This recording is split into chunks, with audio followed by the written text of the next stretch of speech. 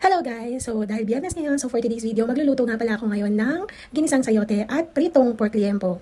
So ito talagang cravings ko ngayon. At ngayon syempre, piprituhin muna natin yung ating pork liempo. So tinimplahan ko lang muna siya ng asin at paminta. At habang nakasalang nga to, so naghiwa muna tayo ng mga pangrekado natin para sa ating ginisang sayote, ang bawang, sibuyas, kamatis at syempre ang ating sayote. At pagkatapos nga mahiwala ang ating mga rekado, so silipin natin yung ating pork liempo kung crispy na yung kabilang side. So pagkatapos na ito, balik rin lang natin. At nung luto na yung ating fried pork liempo, syempre iset aside muna natin. At makikita nyo talaga dito na super crispy siya. O, diba? So, ngayon magsisimula na tayo mag-isa ng ating mga aromatics.